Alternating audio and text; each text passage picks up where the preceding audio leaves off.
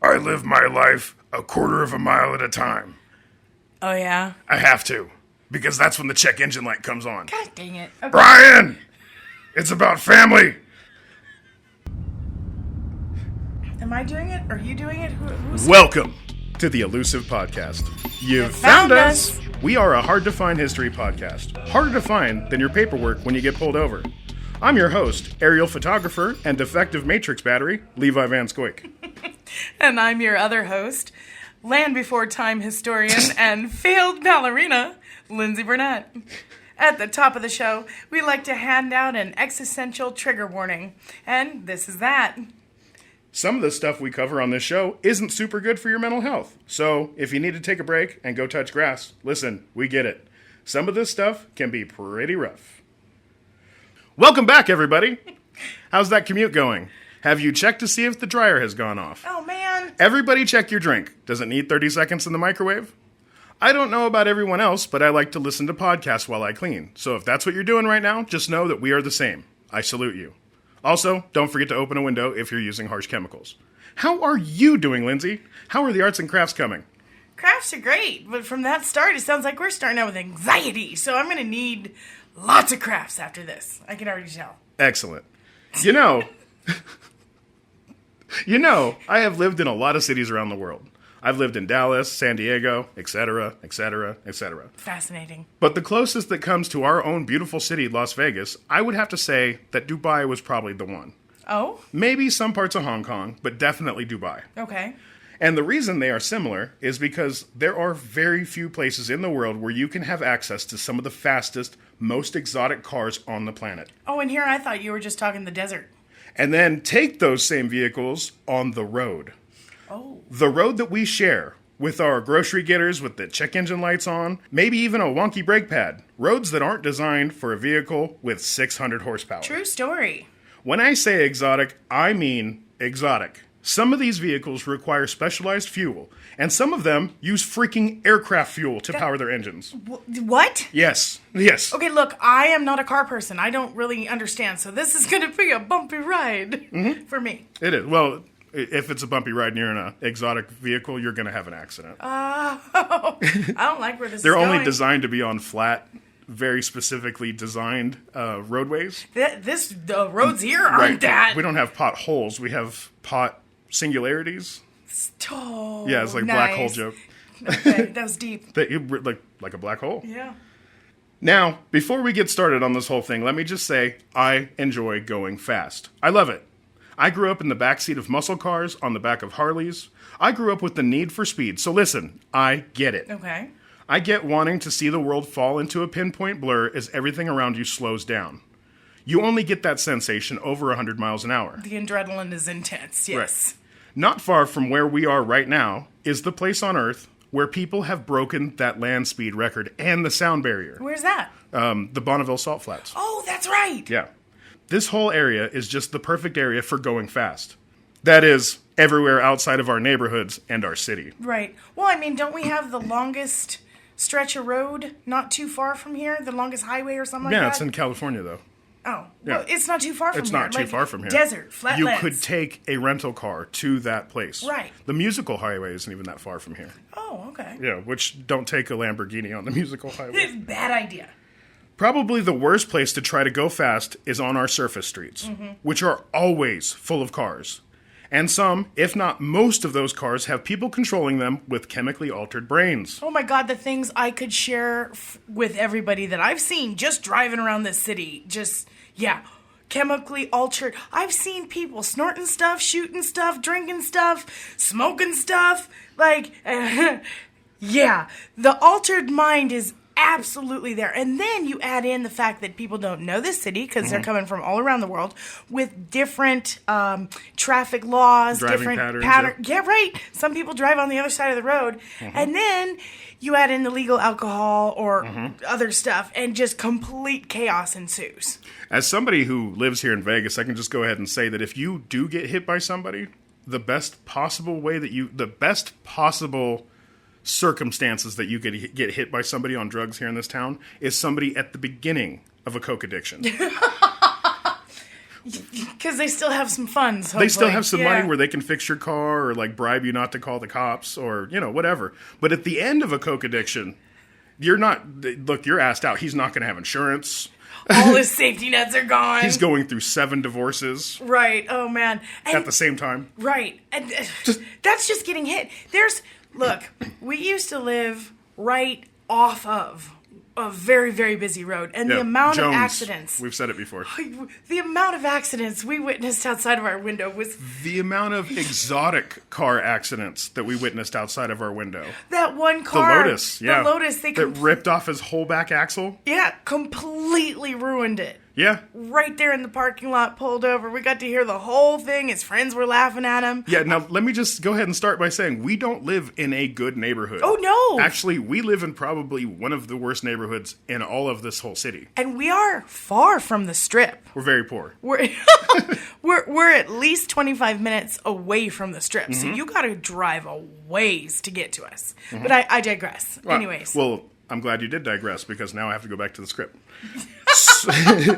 So when I say that you won't get that McLaren you rented out of second gear in the city, please heed that warning. There is nothing more ubiquitous of the douchebag weekend than dishing out $600 to drive along the Strip in a Dayglow neon sports car, just to turn heads. But it happens every day. It's such a common sight here that it's almost become a rite of passage seeing them wrecked along the side of the road. Yep. And that's what brings us to today's topic. Oh, yeah? Exotic rentals. How often do people crash them here in Las Vegas? And what are the consequences for letting them drive on the same roads with us with these high-performance machines? Ooh, buckle up. This is going to be a fun one. Yeah, this is the actual episode where, buckling up is a necessity. Because... Hence the title, The Fast and the Injurious. Yeah. Yeah. Brian! Oh my! Well, okay. if it wasn't, dentists and street racers, the only two people that use NOS. Really? No, I'm sure there's more. Okay. But I'm just saying, You played on my vulnerabilities there. I don't trust either one of them. No. Get out of my mouth, street racer. Wait. What? Hold on. I grew up learning how to drive on these streets, and I can remember having an intense anxiety worrying about hitting a Lamborghini and the financial ruin that would come with that. Makes sense. And I don't know, maybe it's just because of that anxiety, and the idea of renting one of those cars is just driving it around fills me with terrified panic. And maybe that's why I can't understand how or why people do it. Makes sense. A little bit about... Fuck me. You got it. It's all right. I had to go corn for a second there. A little bit about me. Back in the day, when I was going to school in Asheville, North Carolina, my boss made me drive his red Alfa Romeo Spider all over the city. After growing up here and oh my God, Yeah. Terrifying. That was one of the reasons why he was like, oh, you can drive this in Asheville. Like no, it's mountains, bro. No, I'm out. I'm out. What? My old boss was cool as fuck, by the way. We did interior landscaping that actually made it into a magazine. We did Oh, wow. Yeah, we did a 3-story indoor waterfall. It was pretty badass. Oh, cool. Anyways, while I was working for him, he would send me out to go get lunch in a car that if I wrecked it, there would be no possible way for me to get it fixed. Oh, God, that's not intimidating at all. So I drove that car as if it was made of mostly shattered glass. Okay. I braked early and often. I don't think I even got it into third gear most of the time I drove it. Oh. And that was until one day when I had to drive my boss to work. Okay. When he asked me why I was driving so slow, and I told him about my anxiety, he laughed so hard that I almost wrecked the car. For real. That's when he told me that he had 2 others just like the one I was driving. What? One black and one white. Oh, to be rich. You see, my boss descended from the British aristocracy. That makes sense. Yeah. Money had never and would never be a problem for him. He went on to tell me that he buys 3 of every car that he buys. And then he showed me his fleet. Sure enough, 3 identical but different colored trucks, cars, and motorcycles. What? Oh, yeah. Was it a big fleet? Yes. Gee. Yeah, this guy owned Sweet. he probably still owns a lot of Asheville. I mean, good for him, but that's a lot. Yeah. Okay. Anyways, long story short, he told me that I shouldn't be worried and I should drive faster. With a little coaxing, he was able to get me to 4th gear. Oh, wow. There was nothing like the rush of driving a convertible through the Western Carolina mountains. As a matter of fact, at 90 miles per hour, my boss introduced me to opera music. What? At Yeah. 90 miles? Okay, I mean, that makes sense calming you, but still, no. And I gotta say, that's the only way I can enjoy it, but it was perfect for the moment. Okay. Anyways, after about 20 minutes of that, it was time to head back to work, where I physically shook all day long. Makes sense. You know in Top Gun when the captain says your ego is writing checks your body can't cash? Yeah. Well, I think my body figured that out and was letting me know about it. Hey, buddy. Hey, buddy. Easy, fella. Hey. Anyways, all of this is a long walk to say that I was not prepared to drive a vehicle like that on a road like that, and I knew it. Yeah, that makes sense. That makes a lot of sense. But there are plenty of people out there that don't feel that kind of panic when they think about driving a $400,000 vehicle. And they don't feel the additional anxiety when they decide to drink or do drugs and then get behind that very expensive wheel. I mean, is that FAFO or is that FOMO? A little column A, a little column B? A little bit of both, yeah. Yeah. And it's a bigger problem than anybody wants to talk about. In 2021, over 10% of the total fatalities on the road that year involved an exotic rental. Oh, that's a lot. And in 95% of the cases, speed and impairment were the main causes. Yeah, makes sense. Think about that for a second. Yeah. 1 out of every 10 crashes that killed someone in Las Vegas in 2021 was one of these vehicles that did it. Wow. Yeah. Think about that. If 1 out of every 10 pizzas you ordered had a chance to explode and kill you, you probably wouldn't order a whole lot of pizza. No, I'd be complete off it. I'm good. And you'd probably have some strong feelings about the way they were delivered to your neighborhood. Yeah, don't deliver it here, thank you. We live along Jones Boulevard here in Vegas. We used to live right up against Jones. Right there. And let me tell you, we would hear these vehicles all night long. Sometimes you can even hear them wreck. When we talked about the Lotus. Right. Well, Right. the sound of them flying past, the speed limit past our place is 35 miles an hour on the road. They would fly by at least 90 miles an hour, if not far more than that, because they race in the middle of the night, like 1, 2, 3 o'clock in the morning. Which is the safest time that you can do it, but it's However, right next to houses. Right. And I cannot tell you how many times I've gone out into the morning to go, drive to work and all that lovely stuff. And the cars that have to park alongside of Jones, after a light, a car will be crashed that will Smashed bang in it from the back end, yeah. And it's complete mess, and they wait for somebody to come pick it up. Like it's a weekly thing, basically. Just about, yeah. Yeah. I can't tell you how many times I have seen or heard a Lambo hit a curb or scrub a body kit off because of the ground clearance. Yeah. Sounds wild, right? What's even wilder is that we live a pretty good distance from the Strip. In a really bad neighborhood. Yeah. Sure, some of these vehicles could have been stolen.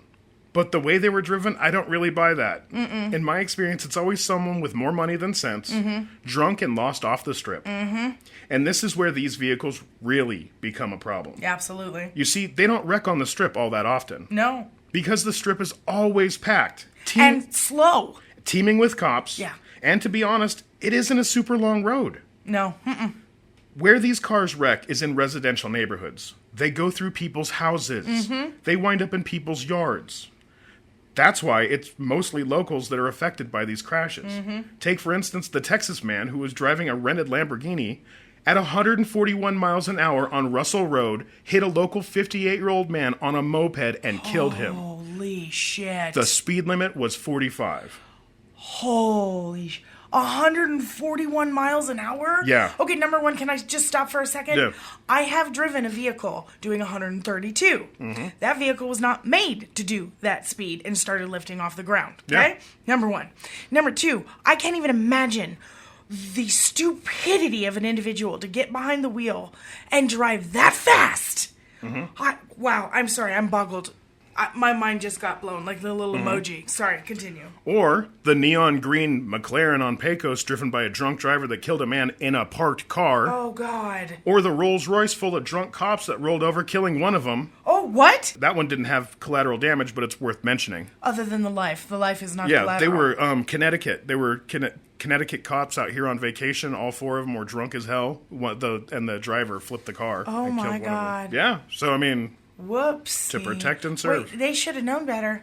Yeah. I mean, considering they enforce the law. I want somebody to go back and find all the tickets they wrote for DUIs and maybe, I don't know, make it fair or whatever. Dun, dun, dun. Sorry, my brain. Another Don Quixote moment. Tilting at the windmills. There are so many of these stories and videos that you could easily waste a couple of hours watching and reading them. Yeah. Take it from me, it happens all the time. Yeah. To be honest, I was only passively interested in the subject when I started looking into it. But then I fell into a rabbit hole. Oh? Most of the time, there isn't any sort of training or anything. They just hand these people the keys to some of the most powerful vehicles the world has ever seen. That seems reckless. And then just let them go about their business. Reckless and negligent, as a matter of fact. Theoretically, someone can go from driving a 2004 Camry to driving a supercar. You can't expect that you can go from the performance level of a Camry to something like that and not miss a thing or two. Yeah, absolutely. What? There is a bell curve to that. There are techniques for driving vehicles like that. You need to know how much pressure on the gas pedal you need to get out of a parking space and how much pressure you need to apply to do a U-turn. Oh, wow. Unfortunately, most of the time, you have to learn as you go, and that can have fatal consequences. Because of the torque, the speed, all of that? Where are all these exotic car rentals? They're in the middle of the city. That's true, yeah. So you have to learn how to drive that car to get out. To get out of the city. Right, and don't almost all of them say, hey, Red Rock? No, only one of them. We'll cover that later. Okay. Yeah. I apologize because I didn't really look deep into it, you want to talk but about I see these cars all the time. Yeah, you want to talk about a learning curve. They literally, the first time they turn right out of the parking space and then right out of the... onto the road, that's all the driving they've done in that car. Oh, hell no. That is not wise. That they've not known what the brakes do. They don't know how fast it shifts, how fast it runs up. So, you're adding all of this lack of knowledge, plus impairment, and also a town you don't know with speed. Yeah. That is a recipe for disaster. No wonder we have so many accidents. Okay, I apologize. Yeah. Go ahead. No, that was a good walk. Now, if I was going to choose to drive a Dodge Viper, I'd choose to do it on an empty track under watchful eyes of a professional, which is also available here. Absolutely, yeah. We have a speedway with some of the fastest cars you can find. You can rent them, and you can race them in the safety of an enclosed track. Don't they have trainers, too, or something Yes, like that? Yes, they do. Yeah. They even have drone operators there to give you dynamic video of yourself driving like a pro. That's why I would do it. Right. Not that accidents don't happen out there as well. They happen all the time. Right. The reason you don't usually hear anything about it, the only people that usually get hurt are the ones participating. It's not the family of four in a minivan just minding their business. Instead, it's just one person that rented the car, which to me sounds like it solves most of the issue. Right, yeah. Now let's get to the root of the problem here. Okay. The companies that rent these cars out to the general and sometimes impaired public. Now, let me start by saying that not all of them are the same. Okay. Some of them are actually pretty responsible. I'm not talking about those right now. I'm talking about the other ones. Oh, we're starting with the shitty ones. Okay. Yes. These other ones are unscrupulous, predatory, and as irresponsible as you can get just this side of the barbed wire of a prison. Oh, lovely. Not only are these companies ruthlessly greedy. Welcome back, Greed, and friend of the pod. Well, hey, looky who it is. Yep. Surprise, surprise. Not only are they greedy, they are also short-sighted and dangerous to the public. Let's start with the danger to the public. Okay, let's talk about it. Not only do they rent out these machines with little to no training, they also sell the idea of showing up to the club or whatever event looking like a VIP. Because you can be whoever you want in Vegas, right? Most, if not all of these events are well inside the nightmare organ grinder that is Las Vegas traffic. Yeah, it's insane. And more often than not, smack dab in the middle. Right. Like convention center. To where the worst traffic is. They sell the idea of being seen in the city behind the wheel of one of these, giving you a sense that you can basically drive anywhere you want, since you now own all of the roads. Right. Because you paid for it. Right. Yeah. Not all of the roads in this fine city can handle a Camry. No. Let alone a car with a helicopter engine or whatever. And they're constantly doing construction. Constantly. Most of these cars are lower to the road than other normal cars, meaning that even a pebble can fuck up the front end of one of these. Right, because they're supposed to go fast and not be on the open road like that. They drop down low, so when they hit the, Faygo bottles in the middle of the road or whatever. Yeah, because there's also a lot of trash in the road. A lot of litter. Yeah. From other people drinking and being on drugs. Yeah, go figure. Not to mention the dip at the exit of Del Taco. Oh, yeah. We've seen a few carbon fiber bumpers victimized by that sudden drop in elevation. Just left abandoned on the side of the sidewalk. My point is, most of these vehicles need to be driven under pretty specific circumstances to be safe and fun. Exactly. And city streets, especially these city streets, are not that. Spoiler alert. Next, these rental companies often don't have third-party insurance coverage. Excuse me, what? Which is important because without these third-party insurance policies that specialize in covering vehicles of $500,000 or higher, that means your insurance company will be footing the bill if you wreck one of these. Oh my God. And let me tell you, if you thought getting them to cover a dent from a shopping cart was hard, imagine that you were expecting them to cover you rolling over a Rolls Royce. Oh, absolute nightmare. No way. What? Yeah. I actually saw a story about one guy who wrecked an exotic, and he didn't opt for the extra insurance, stating that he thought his driving skill was better than most, and that he didn't need it. Oh my hubris. Fast forward, and it took him almost 6 years to get them to cover his medical bills. The car got paid for almost at once, by the way. Long story short, it financially ruined him. Yeah. After the accident, he had to pay out of pocket. Wow. All while dodging predatory phone calls from the dealership trying to intimidate him into paying for it all himself. That sounds like a nightmare. Yeah, these companies will put you in the car of your dreams. And to be honest, their prices are actually pretty good. Yeah. But with no third-party insurance, without training you how to use one of these high-performance machines, that dream can quickly turn into a fucking nightmare. Yeah, I mean, I'm sorry. What the hell? How is that even legal? That's insane. Yeah. Now, as I said, not all these rental places are hollow-souled sadness collectors. Right, you did mention that. One specifically called Royalty, Okay. here in Vegas. In my opinion, they are all that is good about the exotic rental industry here in Las Vegas. Oh, do tell. Not only do they make sure that everyone that leaves with the keys knows how to drive what they rented, they also make sure that everyone has the extra insurance. Smart. And unlike the other companies in town, they actually tell renters that they should get out of town and go see the sights outside of the city. See, exactly what I thought. Right, where you can get past third gear. On the other hand, if you drive over 120 miles an hour for longer than a minute, they will send a kill signal to the car and come pick it up. Are you serious? That's right. You know what? That sounds like it would take care of a lot of the problems that we're having currently right now in Vegas. Because you don't need to be doing 120 unless you're passing somebody. And if you're doing more than 120 for a minute, Right. That's against the law. Exactly. Even 120 for a minute is insane. When Yeah. the fastest speed limit in this state is 70. Yeah. So that's almost double the speed limit. So, yeah. Because they also make everyone sign a contract where they agree not to drive at unsafe speeds, which is brilliant. I actually got caught up watching these guys and their videos on YouTube. They are pretty entertaining. You did show me one of them. That was hilarious to watch. They go to different exotic crashes around the valley and help the fire department with the exotic fuels and batteries, letting them know how to deal with them. Like the one we saw with the spider that was flipped over. Upside down, yeah. And he was like, let me go turn off the battery for you. Because unfortunately, the fire department and the police department was woefully negligent on their information as to how to work with this. Because the gas that was leaking out of the spider, had it ignited the battery, it would have been a big old boom right there on the strip. And he explained that on the strip. Hey, let me run out there. And he did. He ran out there and he clicked it off. And then, so they do a lot of that kind of stuff. And they also shoot these videos to like make people understand what it is they're renting when they get it. I don't know. They're just really good. Knowledge is power. Yeah.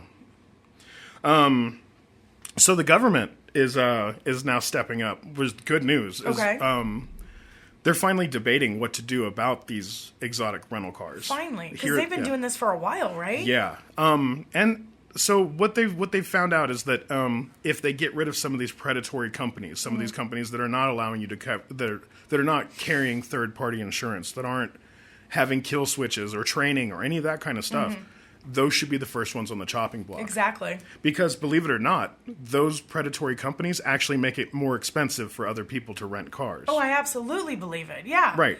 Now, the guy Houston that runs Royalty Exotics here in Las Vegas said that if they were able to get some sort of oversight or get everybody to agree to, like, you know, the way that people should be driving these exotic cars, the prices would drop to the point where every single one of us could afford to rent. That would be incredible. Right. Safely.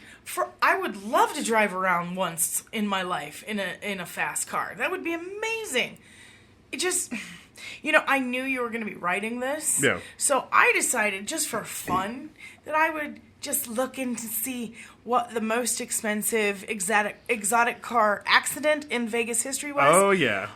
Page after page after page after page of McLaren, Lamborghini, all these. There was no single most expensive because it's hard to quantitate. Like, not only are some of these cars like $800,000, but then they crash into other houses, vehicles, people, yeah, police cars, yeah, like other expensive exotic vehicles. Yeah. So they run into the exotic vehicles of the people that actually own them here in this town. Yeah.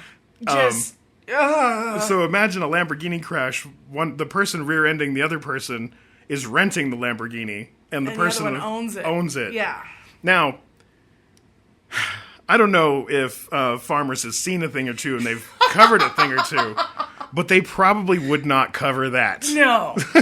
No. You know that saying, what happens in Vegas stays in Vegas? The insurance companies are like, yeah, no. What happens in Vegas winds up on your insurance for life. It stays on your credit forever.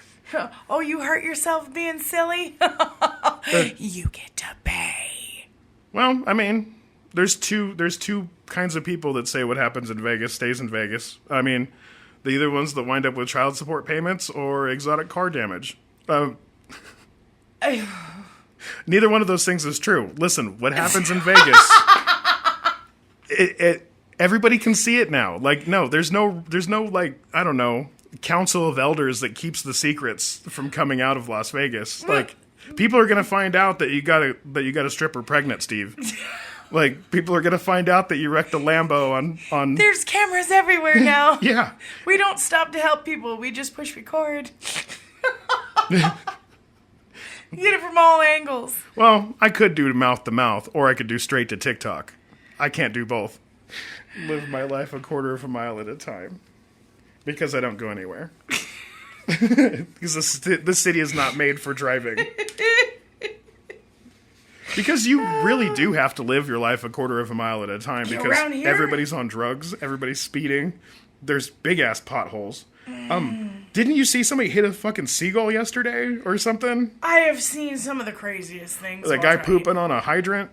Yeah, I saw somebody who I would only assume was under the influence of some sort of drug, using big old pliers trying to cut the core stabilizer wire to a telephone pole. Oh, yeah, that happens a lot. I was surprised by that. It was 8 o'clock in the morning, so, you know. So what I'm trying to say is, what Vincent Diesel said in Fast and the Furious. Vincent Diesel. It's actually beautiful. Listen. You got to slow down. You've got to live your life a quarter of a mile at a time, especially in a dangerous neighborhood, because you can get hit from anywhere. So you got to slow down. It's like walking through the Serengeti. I don't think he ever said slow down. No. He hit the NOS. He lives at a quarter mile at a time. Some of us we can't afford NOS. We can't even afford the energy drink called NOS. Listen. Listen. My point is, if you take his advice and you actually listen to it, it's actually quite profound. I live my life a quarter of a mile at a time, or whatever. Like whatever. Yeah, because slow down. Like like those little rats from Men in Black. Like 2 for $1 Wednesdays. Give twice as much on Wednesday. Like I'm just saying, you could take what Senior Vincent Diesel said, and apply that to your life, and it's beautiful.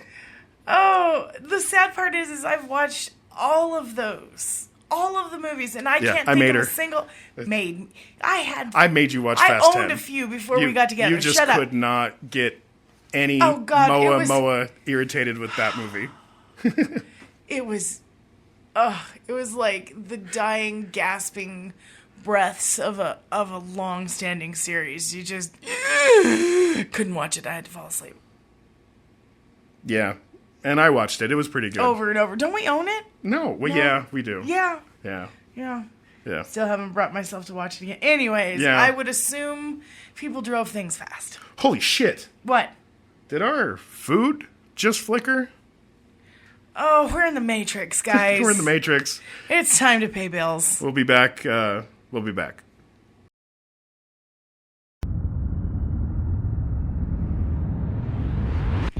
And we're back. And ignorance is bliss. Let's eat those steaks. Oot. So if you skipped past the entirety of the podcast, you have now arrived at the karmic suggestion box. Oh, it's that time? Actually, you're deep within the karmic suggestion box. That sounds dirty. It is a little bit. Okay.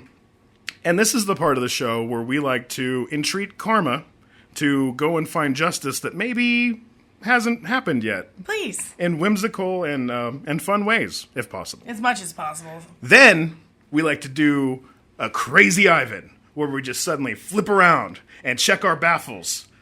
We're still stuck on Ivan? I think it should be a thing. We should call it the Crazy Ivan, the karmic Crazy Ivan, where we go from being like, fuck these guys to like, help these guys. Until we find somebody more sadistic that we can... No, wait. Cut that out. Okay. What's wrong with you? I don't know. Anyway, we like to Crazy Ivan, where we turn around and ask karma to do something good for people who are doing something good. Yes. Today's episode is going to be a little different. Okay. Because we've got a lot of good karma to give out. We've only got a little bad karma to give out. So... Because it's really difficult to do bad karma in this right now. Yeah, because, I mean, listen, you want to be mad at the people who rent the cars, but you can't. No, because they just want to live their life. They just want to live their life. I want to be mad at them for getting intoxicated and driving fast. We can absolutely be mad at them for that. That's a decision. But then they also get fatality. Yeah. So, is that not, like... It's doing its own thing. That's harsh. That's harsh payment, man. Yeah. So, today... Karma, I'm going to be asking you to go after the car companies that suck. Yeah.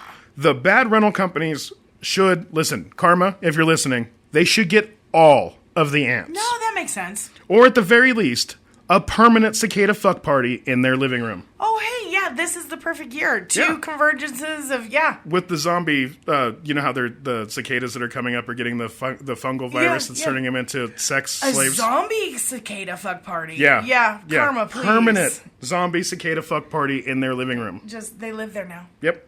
Enjoy the songs. The sweet, sweet screeching songs.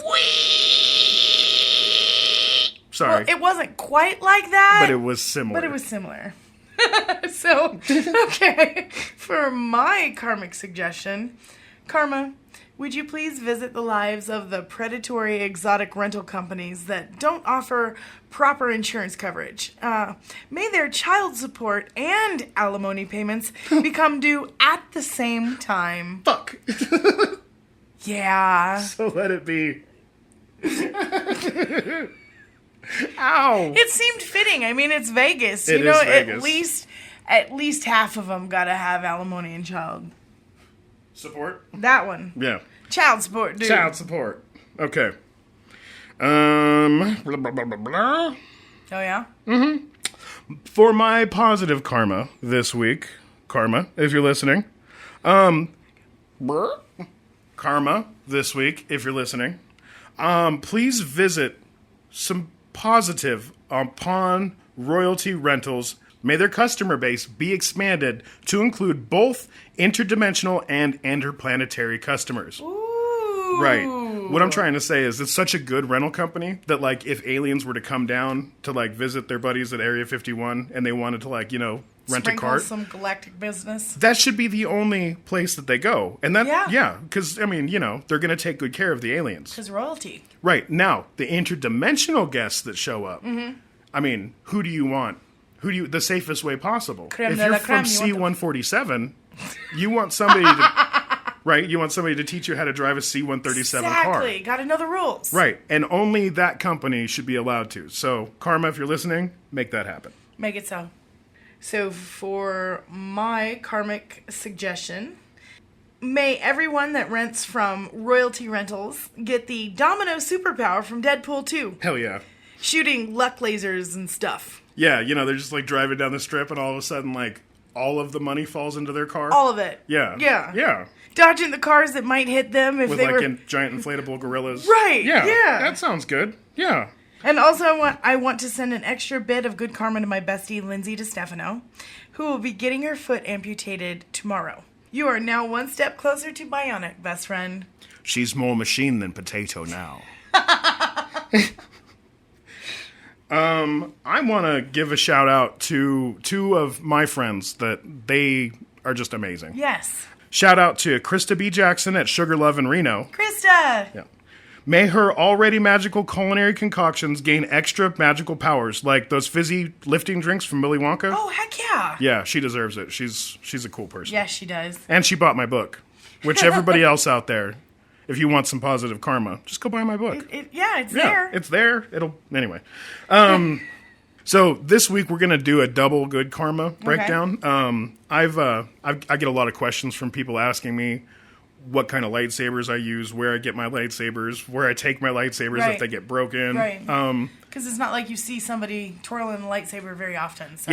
Yeah. So I mean, it's a very niche community, and it's hard to find somebody that is as good as the person I found at fixing, selling, and modifying lightsabers. With amazing customer service. Right, oh my God. And that would be my friend Juan Gomez at Saber Vibes here in Las Vegas. Shout out to Juan. Shout out to Juan. He is amazing. A very kind person as well. Yeah, he's just a good ass dude. Like, not only did we go in there and I was just about to have like an anxiety attack because as everybody knows on the podcast, I am the most successful agoraphobic stand-up comedian in history. That's the truth. Not only did he make it easy for me to go into his store, but he made it like, I don't know, really like he made comfortable.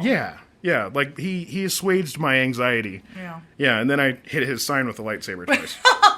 Well, it's not just that. He has a lot of really cool stuff, too. Yeah, so. He's got, like, oh, man, that Mandalorian purse that was in there. I know, right? No, the little Yoda one was the one I was looking at. Yeah. Also, he has, like, Mandalorian helmets, Stormtrooper helmets, Sith helmets. Like. By the way, we're not sponsored by any of these people. No. We just love them and their vibes and their energy, and we just want to give out as good of positive as we can for people because the world is burning. Absolutely. And that goes the same for the Royalty Car Company. We don't know anybody from them. Not a single person. We just found out how cool they were by the research that we were doing. So it's always helpful in a world of shitty people to find somebody who's trying to do good or as much good as possible. Yeah, you gotta, and when you do find those people, you have to lift them up because so capitalism's supposed to work that the best product is the best product. Is what rises to the top. But that's not what happens anymore. No. Nowadays, people like Krista B. Jackson, who makes like raspberry marshmallows, like she